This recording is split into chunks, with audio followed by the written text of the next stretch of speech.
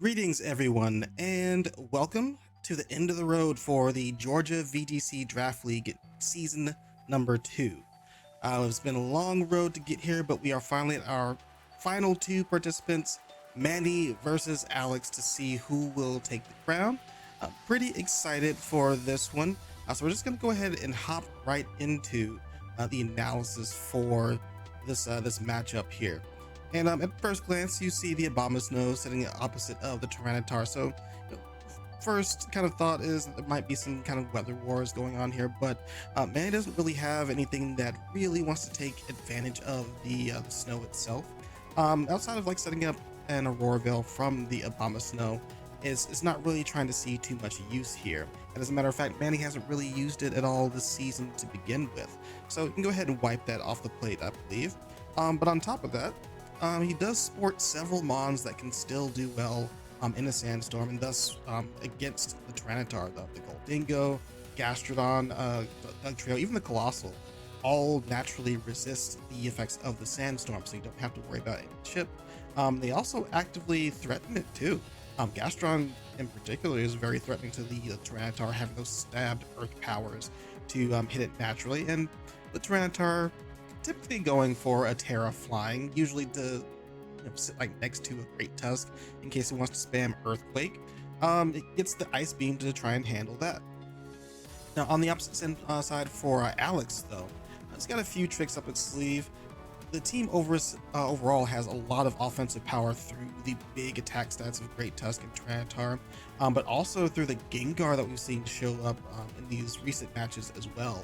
Just spamming a lot of damage across the board through these Terrafera dazzling things, for example, and not to mention, its Stab Shadow Ball also outputs a lot of damage, which Manny does have to watch out for, considering Goldingo's kind of a star player on their team with the way that they like to play.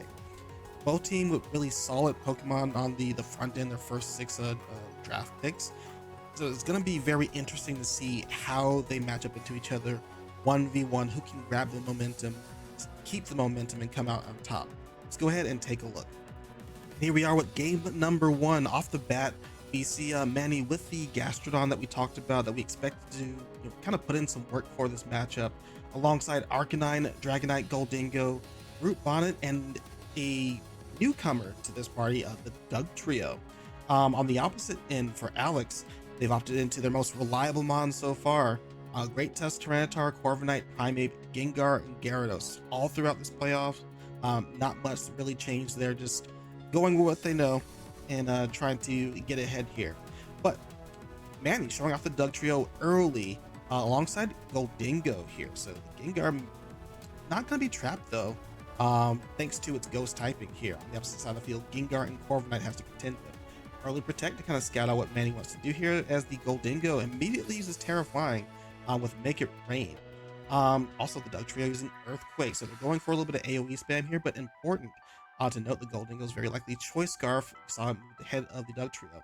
Not going to matter though here, as Corviknight gets to set up the Tailwind for free, allowing Gengar to move ahead on this next turn.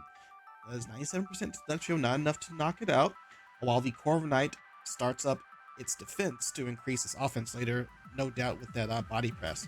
Goldingo with another Make It Rain, its special attack rapidly dropping, but it's a knockout on the Gengar for its troubles.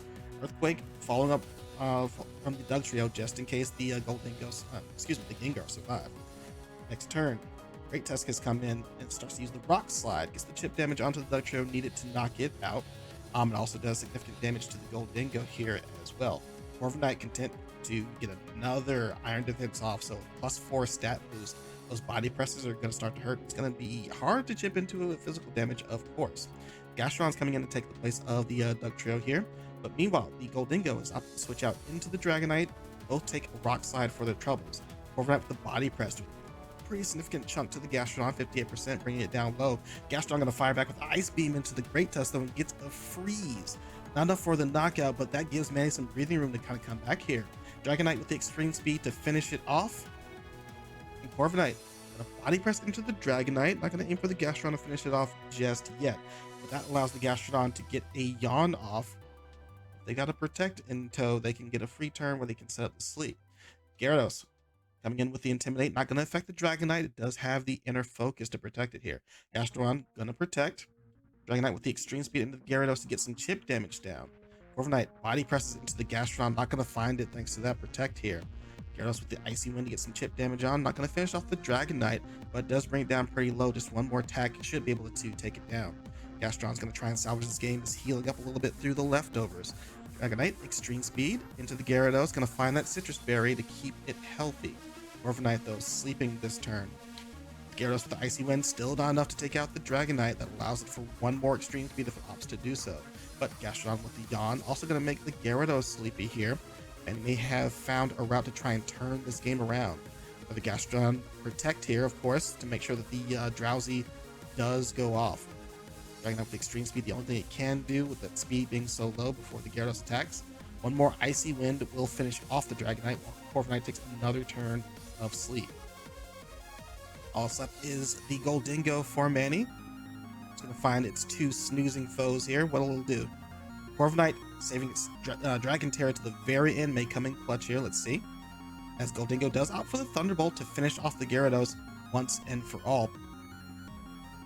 But if it is Choice Scarf, it is locked in that Thunderbolt, which will be resisted by the Corviknight here. Gastron trying to predict when the sleep will wear off and tries to get a Yawn to put Corviknight right back to sleep. Goldingo only able to Thunderbolt, doesn't do too much damage here, but Body Press with the critical hit into the Gastrodon. That's very crucial. We saw earlier it didn't do enough to get a KO from that range here, so bad luck for Manny there. But they did get the freeze earlier on, so a little bit of karma. Body Press doing some significant damage to the Goldingo, even through the Terra flying here, and he sees the writing on the wall. Can't break through the Corviknight with a resisted attack through the leftovers here. Gonna go ahead and move us on to game number 2, and it looked like it was definitely salvageable. It's not like Alex ran away with the game, so it's up to Manny to still make some adjustments, but probably not too much of an adjustment. Right, and we can see there they're going to go with Old Faithful Goldingo coming in again, but next to Brute Bonnet, he uses Sucker Punch immediately versus the Gengar here. Goldingo showing off that it does have Trick and Choice Scarf. Opts to put that onto the Corviknight and take away its leftovers, but Corviknight still gets off the Tailwind just as before. Gengar with the Dazzling Gleam coming in, not doing too much damage even to the Brute Bonnet here, and of course, the Goldingo resisting that. Corviknight opting to exit the field in favor of Gyarados here.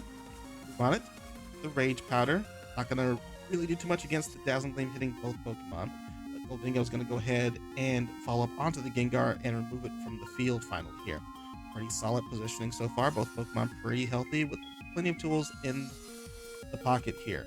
Great Tusk comes out on the field to try and get some damage down. Gyarados going to protect this turn. Scout out. Ice Spinner from the Great Tusk going to bring Brute Bonnet low, but still not enough for a KO. Goldingo with a Thunderbolt does not find the Gyarados thanks to that protect, but Spore from the Brute Bonnet finds its target onto the Great Tusk. Take that. Great Tusk going through his first turn of sleep as the Gyarados Icy Winds still too weak to take down the Brute Bonnet, still leaving Goldingo pretty healthy. But in turn, Thunderbolt finds its way onto Gyarados, but does not get a KO very crucially. Gyarados still stays alive on the field, but is paralyzed here. Seed Bomb from the Brute Bonnet is shown for the first time. Does a pretty significant chunk into the Great Tusk, but it's not at threat of a KO just yet. Gyarados going to swap out for Corviknight here. As Goldingo launches another Thunderbolt into that slot, bringing Corviknight below half health. Bonnet with another Seed Bomb as Great Tusk is still snoozing, and now it's low enough to get KO'd on this following turn here. Great Tusk with the Ice Spinner into the Goldingo. It's too bulky to take down in one hit from that move, so not going to fall just yet, but Body Press from Corviknight will finish off the Bonnet. Goldingo opting for a Shadow Ball here. Not going to finish off the Great Tusk, and it's not enough to finish off the Corviknight either, very crucially. Dragonite going to come in here with Extreme Speed to finish off the Corviknight even through the resistance, but it's a critical hit. You got to wonder whether or not it had enough bulk to stay alive there. Ice Spinner from the Great Tusk, though, is going to finish off that Goldingo. Now it's left to Gastrodon and Dragonite up against a paralyzed Gyarados and Great Tusk, both of whom are not very healthy here. Gyarados going to opt for Helping Hand here to maximize the damage that Great Tusk is doing. Dragonite with another Extreme Speed to bring Gyarados down low, but not going to finish the job. Ice Spinner, a clean KO onto the Dragonite, but Gastrodon's going to fire right back, KO the Great Tusk with an Ice Beam. And Ice Beam is going to be more than enough to finish off the low health Gyarados here. and he takes game number 2. Still pretty much of a close call here. So game number 3 for the marbles could be anyone's game. No one showing complete dominance here. Both look a little bit on edge with their plays. Let's see what's gonna happen. Goldingo, Brute Bonnet versus Gengar and Corviknight. One more time. Gengar swapping out for the Gyarados here.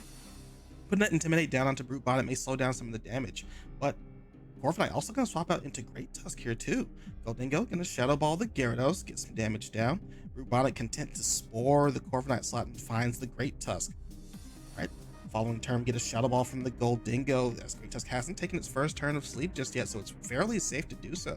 Gyarados with an Icy Wind, trying to slow down this Goldingo, of course knowing that it has the Choice Scarf now, but it's going to fall asleep before its troubles, taking the Spore from the Brute Bonnet. Great Tusk swapping out for the Corviknight here. Goldingo content to just sit there and keep spamming Shadow Ball here into that Corviknight. Gets the special defense drop, but it doesn't matter too much here, as the Mirror Aura reflects it back, which in turn doesn't matter too much either. Gyarados takes a Seed Bomb, and that brings it down below half health to activate the Citrus Berry, so that's gone for this battle. We're going to swap out the Goldingo though into the Gastrodon, try and see what it can do to keep Alex pinned down. Brute Bonnet with the Spore into the Corviknight is doing a good job of keeping him pinned down just as well. Gyarados finally wakes up and is going to protect, trying to scout out what Manny wants to do here, playing very passively and carefully because it's the very final game that can be played in this competition. Gastrodon with the Ice Beam aimed for the Gyarados along with the Spore here. Very correctly done. That gives Corviknight some breathing room to heal up and wear off some of these sleep turns here. Gyarados going to follow up by going into the Great Tusk, while Corviknight finally wakes up, gets to do a chance to launch that Iron Defense here, increase that body press damage for later. Meanwhile, Gastrodon Ice Beam finishes off the Great Tusk. Right, but another Spore. Still trouble for the Corviknight. Can't quite get its offense going while it's still sleeping here. Gengar comes back in, aims for the Gastrodon with an Energy Ball, which hasn't been shown all game, and Manny calls it out by bringing in the Goldingo to resist it here. Corviknight takes his first turn to sleep as Brute Bonnet spores the Gengar. Now it's going to go through the cycle as well. Swaps out for the Gyarados. Very tense here. We're still in turn 8 here, and there's still plenty more Pokemon to go through here. Sucker Punch, of course, going to fail thanks to that switch, but Goldingo going to trick off that Choice Scarf one more time and grab Corviknight's leftovers, which will matter later on into this game. You saw how much of a crux it is for this team to try and stay inside this competition here.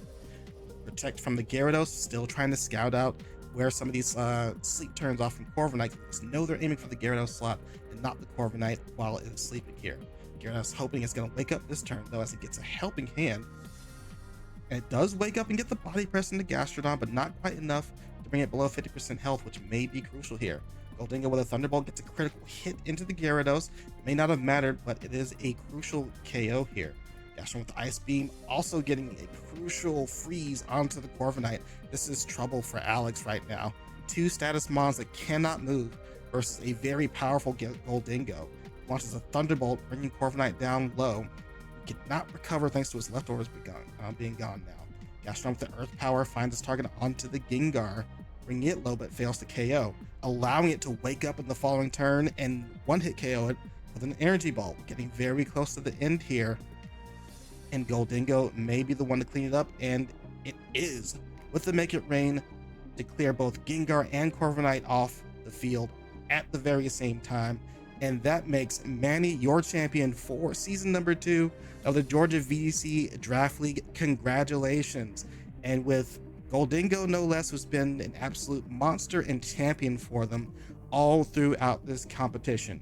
Very well played to both players, but if the crown has to go to Manny, it's going to be made of gold, as is fitting, thanks to that Goldingo. And there you have it, folks. Your winner, again, name up in lights, is Manny for this draft league, the Goldingo Master. Very, very well played, well fought out set of matches all throughout the playoffs, but in particular this finals here, going very down to the wire in the 3rd game, where Goldingo, very fittingly as one of the more powerful Pokemon in the format, just stands amidst the bodies and presents itself as a trophy to its champion. Again, congrats. But yeah, all that said, that's it for me and for this video and for this league. Keep your ears to the ground for more content. The next time I do run this league, if I do run this league, it's always a possibility. I do want to see more participants from the Georgia VGC Discord join in if they would like to. And of course, if you've had any feedback as a participant, please let me know. I'm always looking to improve on whatever I'm doing, make sure that everyone is enjoying themselves.